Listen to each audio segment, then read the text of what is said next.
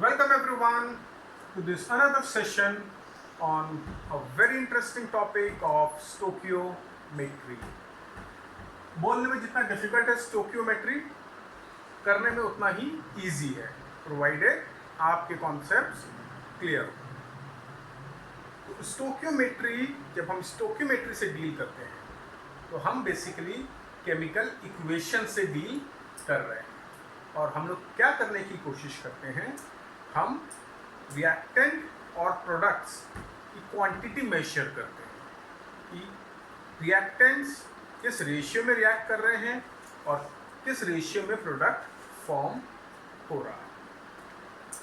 अब जब भी स्टोकियोमेट्री बेस्ड क्वेश्चन हमें सॉल्व करने हैं तो एक कॉन्सेप्ट जो हमारा एब्सोल्युटली क्लियर होना चाहिए वो है मोल्स।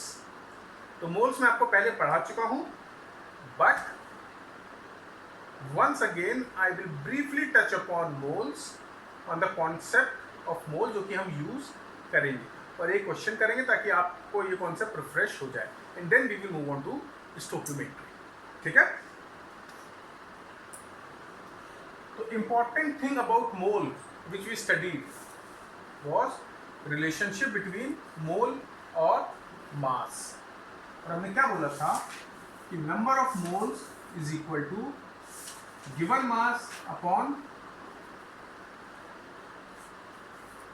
molar mass, right? यही था, number of moles is equal to given mass upon molar mass।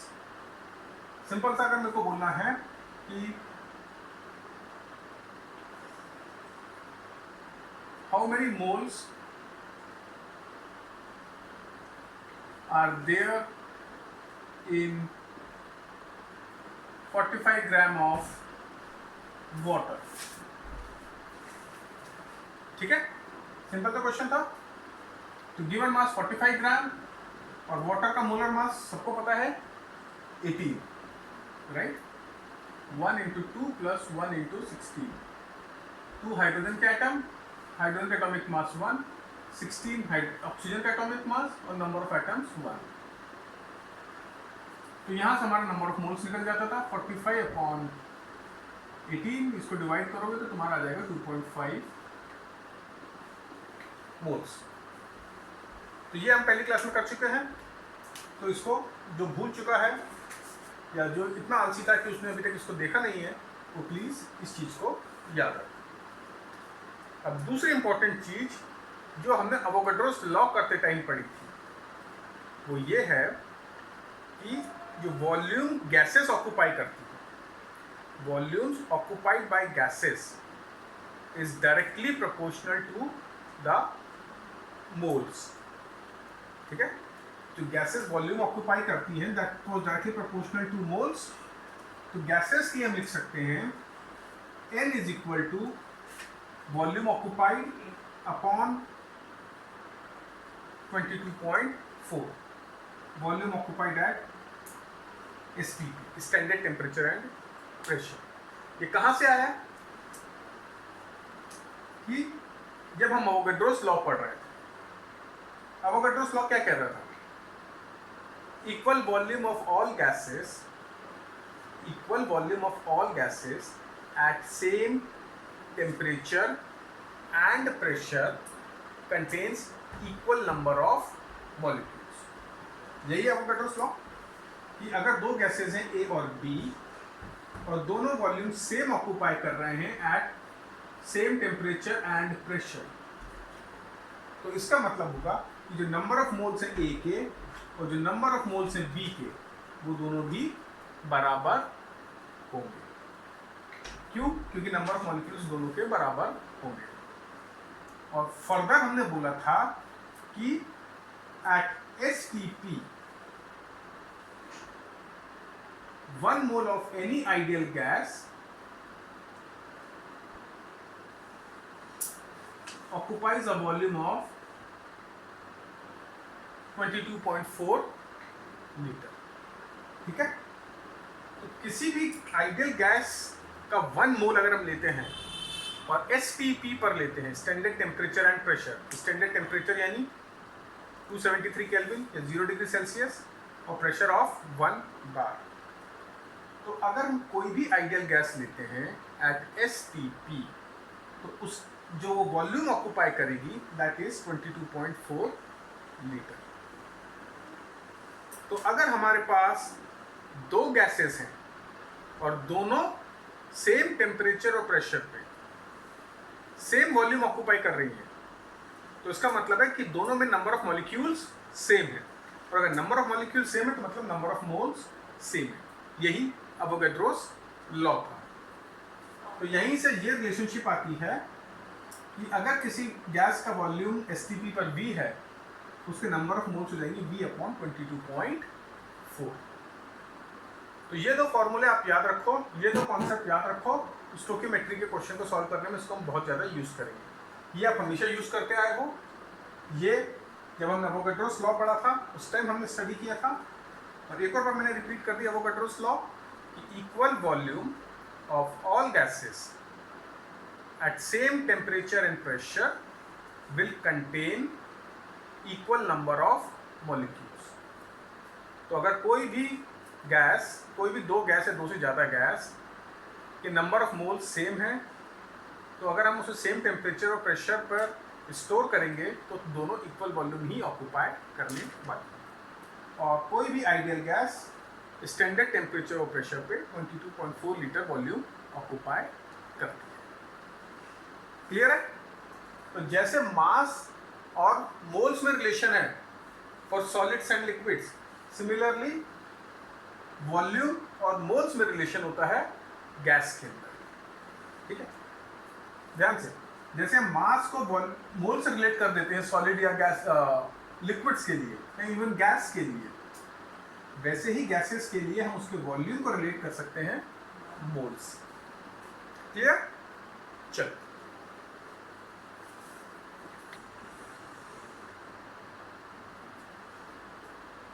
अब हम एक इक्वेशन देखते हैं।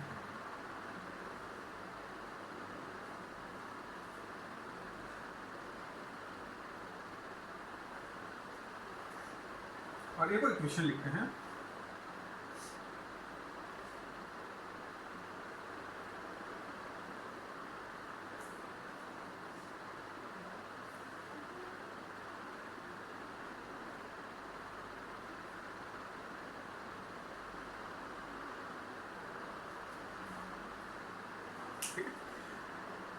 First important point two remember is, जब भी हम इक्वेशन बेस्ड क्वेश्चन सॉल्व कर रहे हैं तो हमारी केमिकल इक्वेशन बैलेंस होनी चाहिए। अनबैलेंस केमिकल इक्वेशन से काम करोगे आंसर गलत आएगा। तो यहाँ पर दोनों इक्वेशन बैलेंस है मेरी। अब देखो, सबसे पहले इस वाले को देखते हैं। यहाँ पर कोई भी कोएफिशिएंट नहीं है, यहाँ पर कोएफिशिएंट 2 है, यहाँ पर कुछ नहीं है और यहाँ पर 2 है। तो ये जो कोएफिशिएंट होते हैं इसको हम बोलते हैं स्टोकियोमेट्री कोएफिशिएंट। क्या बोलते हैं? Stoichiometry coefficient. ये चीज क्या डिनोट करते हैं अब इसको हम देखेंगे। और जहां पर कोई कोएफिशिएंट नहीं होता उसका क्या मतलब हुआ? वो 1 है। तो ये कोएफिशिएंट हमें क्या बता रहे हैं? तो पहले हम मॉलिक्यूल्स के टर्म में देखें और फिर हम मोल्स के टर्म में।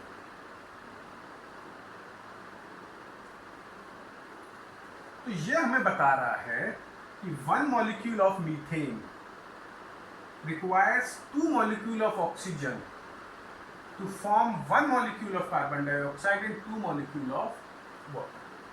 यानी जब हम मीथेन को बर्न करते हैं, मीथेन अंडरगोस कंबशन, तो एक मॉलिक्यूल को कंप्लीटली बर्न होने के लिए 2 मॉलिक्यूल चाहिए ऑक्सीजन।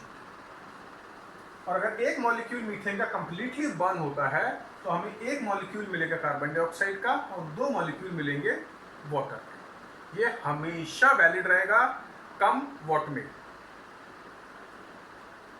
अब हमें पता है, मैं यहां पर ऐसे लिख देता हूं, और हमें पता है कि जो चीज मॉलिक्यूल्स के लिए ट्रू है सेम चीज मोल्स के टर्म में भी बोल सकते हैं। तो इन कोएफिशिएंट को हम मोल्स भी मान सकते हैं। हम बोल सकते हैं कि 1 mole of methane completely burn होने के लिए 2 मोल ऑक्सीजन के यूज करेगा, और अगर 1 मोल मीथेन का कंप्लीटली बर्न होगा तो हमें 1 मोल कार्बन डाइऑक्साइड का मिलेगा और 2 मोल वाटर। राइट?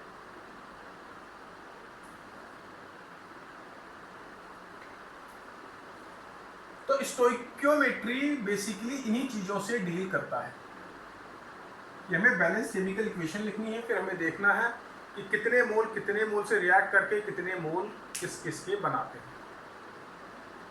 ठीक, अब पहले वाले केस में देख लेते हैं। इसमें बैलेंस्ड है तो उसमें क्लियर है कि 1 मोल कार्बन का बंद होने के लिए कितने ऑक्सीजन चाहिए, उसको 1 मोल ऑक्सीजन चाहिए। और कितने मोल कार्बन डाइऑक्साइड के प्रोड्यूस होंगे, 1 मोल कार्बन डाइऑक्साइड के प्रोड्यूस होंगे। तो यहां तक तो कहानी बहुत ईजी है, कोई कंफ्यूजन कुछ नहीं। जो भी स्टोइकियोमेट्रिक कोएफिशिएंट है उतने नंबर ऑफ मोल्स सबके हो जाते हैं। अब देखो नेक्स्ट स्टेप पे चलते हैं। नेक्स्ट स्टेप क्या है, हमें पता है कि मोल मास से रिलेटेड है, तो हम यही चीज मास के टर्म में भी लिख सकते हैं। एक मोल का मास कितना होता है, उसका मोलर मास के बराबर। तो मीथेन का मोलर मास कितना हुआ, कार्बन का 12, हाइड्रोजन का 1 × 4 4 16, ऑक्सीजन के 2 मोल है तो 16 × 2 32, 32 × 2 64। क्लियर है ना? देखो ये 2 × ऑक्सीजन 2 एटम्स तो 64 ग्राम्स। कार्बन डाइऑक्साइड का 1 मोल प्रोड्यूस हो रहा है, कार्बन डाइऑक्साइड का मोलर मास देख लो, 12 + 16 × 2 32, 32 + 12। वाटर का मोलर मास 18, कितने मोल्स हैं, 2, तो 18 × 2 36। तो ये इक्वेशन भी होल्ड करेगी। ये क्या बोल रही है कि 16 ग्राम मीथेन को बर्न होने के लिए, कंप्लीटली बर्न होने के लिए 64 ग्राम चाहिए ऑक्सीजन के, और अगर ये होता है तो हमें 44 ग्राम कार्बन डाइऑक्साइड का मिलेगा और 36 ग्राम वाटर। और हमने जब लॉ ऑफ डेफिनेट प्रोपोर्शन या लॉ ऑफ कांस्टेंट प्रोपोर्शन पढ़ा था तो उसमें हमने क्या पढ़ा था कि compounds are formed by same elements combining together in same ratio by mass. ठीक है, compounds are formed when elements combine together in fixed ratio by mass. मतलब अगर मैं वाटर को हाइड्रोजन और ऑक्सीजन से प्रोड्यूस करता हूं तो भी हाइड्रोजन और ऑक्सीजन का जो मास कंबाइन होगा उसका रेशियो विज़ा-विज़ मेरे को रेन से जो पानी मिल रहा है उसके अंदर हाइड्रोजन और ऑक्सीजन का रेशियो, विज़ा-विज़ जो नदी के अंदर पानी है उसके हाइड्रोजन और ऑक्सीजन का रेशियो, सब में रेशियो हाइड्रोजन और ऑक्सीजन का सेम होगा। तो वो कहाँ से आ रहा, यहीं से आ रहा है।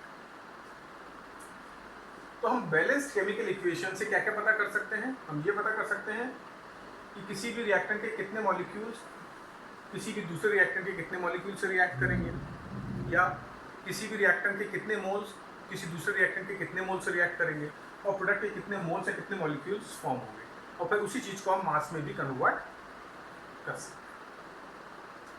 क्लियर है इतना? अब देखो एक क्वेश्चन, इसी वाली इक्वेशन को करेंगे हम question.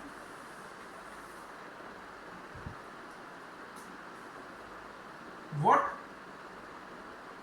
Is the mass of carbon dioxide produced,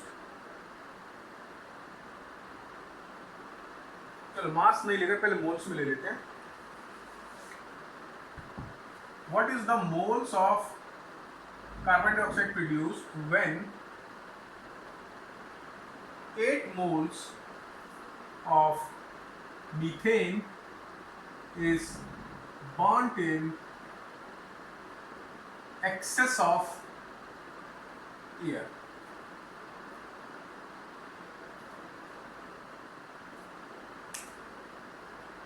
Question simple. What is the moles of carbon dioxide produced when 8 moles of methane is burnt in excess of air?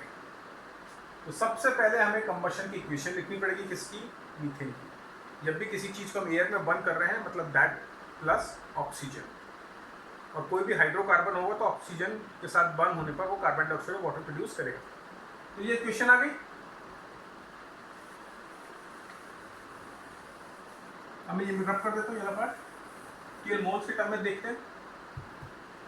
ये बैलेंस इक्वेशन मेरी, मुझे पता है एक मोल मुझे कितने मोल दे रहे हैं कार्बन डाइऑक्साइड के, एक। तो अभी कितने मोल्स बर्न किए मैंने मीथेन के, 8। तो मुझे कितने मोल्स मिल जाएंगे कार्बन डाइऑक्साइड के, 8। ऑक्सीजन को मैं कंसिडर नहीं कर रहा हूँ क्योंकि oxygen is present in excess, मतलब यहाँ पर वो एक्सेस में है, तो मतलब 16 से ज़्यादा ही होगा, 16, 20, 24, 32 जितने भी ये क्वांटिटी, इतनी सफिशिएंट क्वांटिटी है कि मीथेन के 8 मोल्स को वो बर्न कर पाए। आगे समझ में? तो इस क्वेश्चन को नोट कर लो और हम दूसरा क्वेश्चन करेंगे। तब तक वीडियो पॉज करो और इसको नोट कर लो।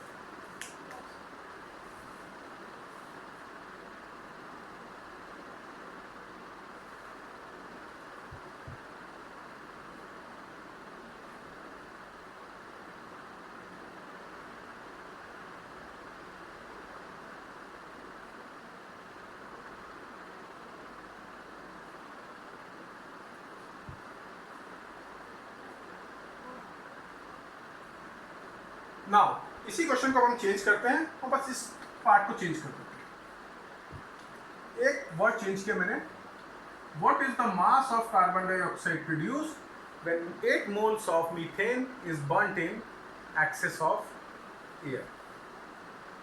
ठीक है, तो हमेशा क्वेश्चन हमें मोल्स के टर्म में सॉल्व करना है। तो 8 मोल्स ऑफ मीथेन कितने मोल्स देगा कार्बन डाइऑक्साइड के, 8 मोल्स।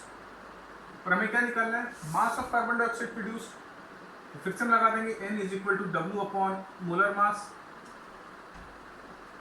किसकी बात हो रही है, कार्बन डाइऑक्साइड की। कार्बन डाइऑक्साइड का मोलर मास 12 प्लस 2 इंटू 16 32 यानी 44, which implies N which is in this case 8 is equal to W upon 44।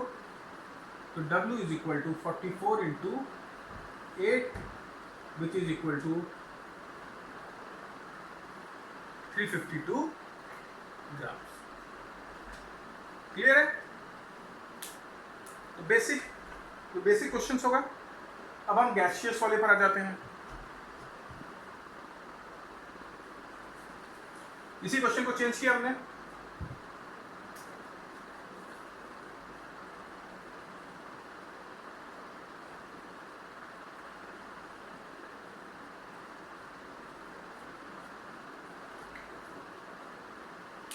अब हमारा क्वेश्चन क्या बन गया, what is the volume of carbon dioxide produced when 8 moles of methane is burnt in excess of air. Assume that the reaction takes place at STP.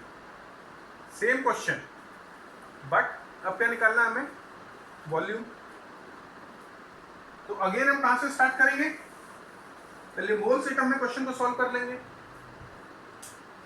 एक मोल हमें 1 मोल देता है carbon dioxide का, तो 8 मोल्स हमें 8 मोल्स देंगे। अब कार्बन डाइऑक्साइड गैस है, हम इसे मान लेंगे कि आइडियल गैस है, और अब इस मोल्स को हम वॉल्यूम में कन्वर्ट कर देते हैं। और लेक्चर शुरू होने के पहले मैंने आपको बताया था basic formula, N is equal to volume occupied at STP upon 22.4। तो N कितना है, 8 is equal to volume at STP upon 22.4। तो वॉल्यूम एट STP कितना हो गया, इसको सॉल्व कर लो, आपका आंसर 8। तो ये 3 क्वेश्चन हमने सॉल्व करे, all 3 based on stoichiometry. Same reaction, everything same. एक केस में मोल्स निकाले, दूसरे केस में मास निकाला, तीसरे केस में वॉल्यूम निकाला। तो तीनों सिमिलर है, मास निकालना हो, मोल्स निकालना हो, वॉल्यूम निकालना हो, सेम चीज है। सबसे पहले मोल्स निकालेंगे, उसको या तो मास में कन्वर्ट करना है तो मास में कन्वर्ट कर देंगे, वॉल्यूम में कन्वर्ट करना है तो वॉल्यूम में कन्वर्ट कर देंगे। क्लियर इतना? तो एक और क्वेश्चन देख लेते हैं, और उसके बाद जो नेक्स्ट टॉपिक है इसी से रिलेटेड, लिमिटिंग रिएजेंट का, ये हम लोग नेक्स्ट लेक्चर में कवर करेंगे। ओके, तो चलो एक और एग्जांपल देखते हैं।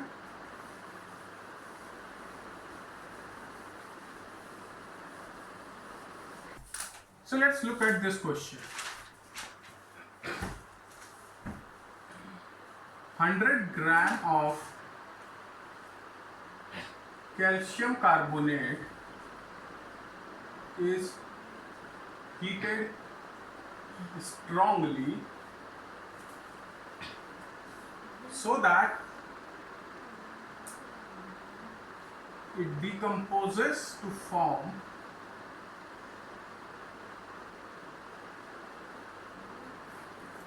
calcium oxide and carbon dioxide.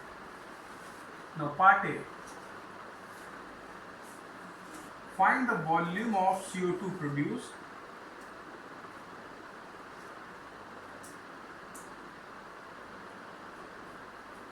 assuming 100% purity of calcium carbonate.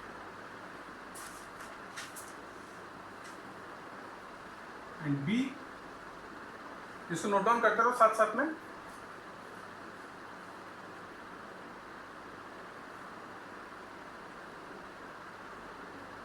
Find the volume of CO2 produced if sample of calcium carbonate has purity of 40%। ठीक है, अब ये क्वेश्चन भी तुम्हारा स्टोकियोमेट्री पर बेस्ड है।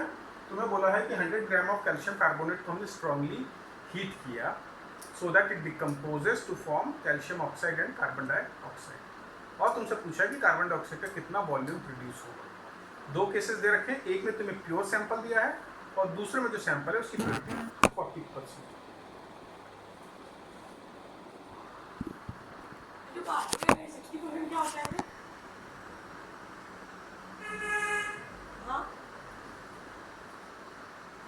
तो एक में सैंपल की प्योरिटी 100% है और दूसरे में सैंपल की प्योरिटी दी हुई है 40%। 40% प्योरिटी का मतलब है कि 100 ग्राम ऑफ कैल्शियम कार्बोनेट में जो सैंपल है उसमें 40 ग्राम कैल्शियम कार्बोनेट है बट 60 ग्राम अदर इम्प्योरिटीज हैं। ठीक है, तो 100 ग्राम में केवल 40 ग्राम ही कैल्शियम कार्बोनेट होगा। तो चले, तो स्टेप 1 क्या होता है, इक्वेशन लिखना। और हमें पता है कैल्शियम कार्बोनेट है, कोई भी decomposition reaction generally takes place in absence of air and it will give you CaO plus CO2। अब हम देखेंगे ये बैलेंस है कि नहीं है। कैल्शियम का 1 एटम 1, कार्बन 1, ऑक्सीजन 3, 1 + 2 3। तो इक्वेशन बैलेंस है, हमें कुछ करने की जरूरत नहीं है। अब सीधे सीधे हमें इसमें स्टोकियोमेट्री लगानी है। तो 1 मोल कैल्शियम कार्बोनेट का 1 मोल देगा कैल्शियम ऑक्साइड का और 1 मोल देगा कार्बन डाइऑक्साइड का। अब क्योंकि हमें मास के टर्म में लिख दें पहले इसको, कैल्शियम कार्बोनेट का मॉलिक्यूलर मास निकालो, 40 + 12 + 3 × 16 यानी 100 ग्राम पर मोल। ठीक, अब मैं यहां पर इनके मास नहीं निकाल रहा क्योंकि कैल्शियम ऑक्साइड हमें क्वेश्चन में कहीं पे भी यूज नहीं हो रहा है, तो कैल्शियम ऑक्साइड का मास निकालने की जरूरत ही नहीं है। दूसरा, मुझे कार्बन डाइऑक्साइड का वॉल्यूम्स में इंटरेस्ट है, मेरे को उसके मास में कोई इंटरेस्ट नहीं है, तो मैं यहां पर वॉल्यूम की टर्म में लिख देता हूं। 1 mole of carbon dioxide eight STP कितना वॉल्यूम,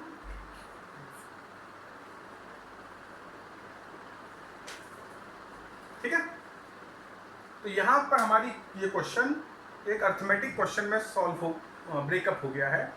क्या बता रहा है कि 1 मोल कैल्शियम कार्बोनेट का 22.4 लीटर कार्बन डाइऑक्साइड गैस देता है, या 100 ग्राम ऑफ कैल्शियम कार्बोनेट कितनी गैस देता है हमें? 22.4 litre of carbon dioxide gas. और हमें गिवन मास कितना दिया हुआ है? 100। तो हमारा क्वेश्चन तो यहीं पर सॉल्व हो गया कि गिवन मास मोलर मास के बराबर ही है। तो इसका मतलब हुआ 100 ग्राम 22.4 लीटर कार्बन डाइऑक्साइड प्रोड्यूस करेगा। तो ये आंसर आ गया हमारे पहले पार्ट का।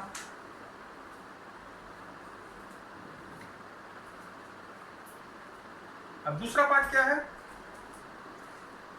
कैल्शियम कार्बोनेट के सैंपल की प्योरिटी कितनी है? 40%। तो हमारे पास सैंपल है कितना? 100 ग्राम। तो उसमें एक्चुअल कैल्शियम कार्बोनेट कितना प्रेजेंट है? 40%। तो 40% ऑफ 100 कितना हो गया? 40 ग्राम्स। तो अब हमें पता करना है 40 ग्राम्स कैल्शियम कार्बोनेट हमें कितनी कार्बन डाइऑक्साइड गैस देने वाला है, राइट? तो ये क्वेश्चन किस में कन्वर्ट हो गया वापस? Arithmetic simple. तो हम क्या कर सकते हैं? If 100 grams gives me 22.4 liter, then 1 gram will give me 22.4 upon 100 liters of oxygen. So 40 grams will give me 22.4 upon 100 into 40, which is equal to 2.24 into 4,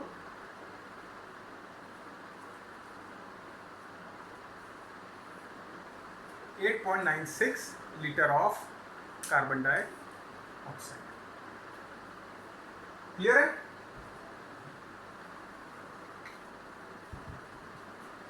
तो ये यहां से हमारा सेकंड पार्ट हमने स्टार्ट किया।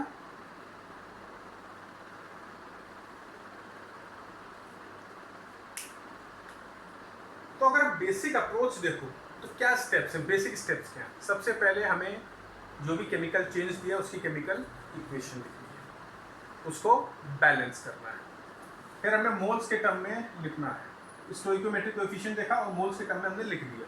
तो बेसिक अप्रोच देखो, step 1 हमेशा केमिकल इक्वेशन लिखनी है। जो भी केमिकल चेंज दिया है क्वेश्चन में उसकी केमिकल इक्वेशन लिखो, उसको बैलेंस करो और स्टोइकोमेट्रिक कोएफिशिएंट देखकर मोल्स के टर्म में इक्वेशन लिख लो। फिर अगर हमें डायरेक्टली मोल्स में दिया सब कुछ तो हम वहीं से सॉल्व कर लेंगे। अगर मास के टर्म में दिया है तो हम मोलर मास यूज करके मोल को मास में कन्वर्ट कर लेते हैं। गैस के वॉल्यूम के टर्म में दिया है तो मोल्स को वॉल्यूम में कन्वर्ट कर लेते हैं। 1 मोल 22.4 लीटर, 2 मोल 44.8 लीटर वगैरह वगैरह वगैरह, ठीक। और तो जो भी क्वेश्चन के निकालने के लिए दिया हुआ है उसको हम सिंपल अर्थमेटिक तरीके से सॉल्व कर सकते हैं, राइट।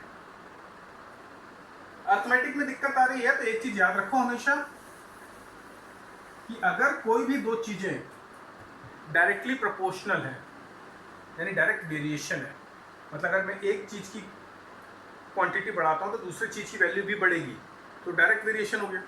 इसको बढ़ाया तो ये बढ़ गया, ये डायरेक्ट वेरिएशन है।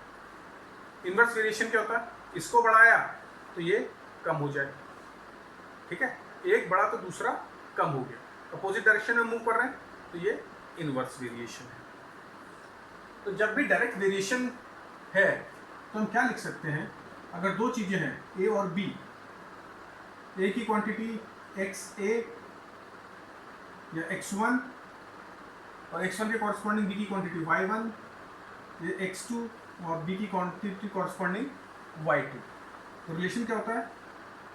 X1 upon X2 is equal to Y1 upon Y2, ठीक है ना। जब भी कोई भी दो चीज डायरेक्टली वेरी करती हैं तो हम लिख सकते हैं X1 upon X2 is equal to Y1 upon Y2। यहाँ पर X1 और X2 क्वांटिटी है सब्सटेंस A की, Y1 Y2 वैल्यू है सब्सटेंस B की। इस केस में देखो कैल्शियम कार्बोनेट की हम क्वांटिटी बढ़ाएंगे तो हमें कार्बन डाइऑक्साइड का वॉल्यूम बढ़ेगा, डायरेक्ट वेरिएशन। तो हमें पता 100 ग्राम पे हमें कार्बन डाइऑक्साइड कितनी मिलती है? 22.4 लीटर। X1 हो गया 100 और Y1 हो गया 22.4। अब X2 कितना दिया हुआ हमें? 40 ग्राम। तो ये हो गया X2 और हमें निकालना क्या है?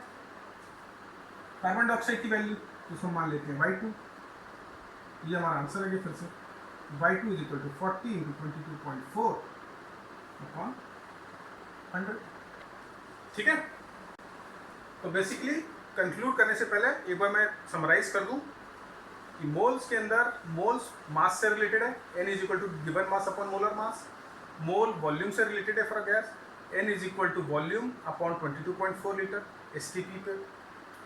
जब हम स्टोइकियोमेट्री क्वेश्चन सॉल्व करते हैं तो हम केमिकल इक्वेशन लिखते हैं, उसको बैलेंस करते हैं और फिर स्टोइकियोमेट्रिक कोएफिशिएंट के अकॉर्डिंग हम मोल्स के टर्म में चीज़ों को लिख देते हैं। अब क्वेश्चन के रिक्वायरमेंट के अनुसार हम उस मोल को मास में कन्वर्ट करके लिख सकते हैं इक्वेशन, या मोल्स को वॉल्यूम में कन्वर्ट करके इक्वेशन लिख सकते हैं। जो भी हमें निकालना है उसके अंदर हमारा डायरेक्ट वेरिएशन रहता है हमेशा कि अगर हम रिएक्टेंट की क्वांटिटी बढ़ाएंगे तो प्रोडक्ट की क्वांटिटी भी बढ़ेगी।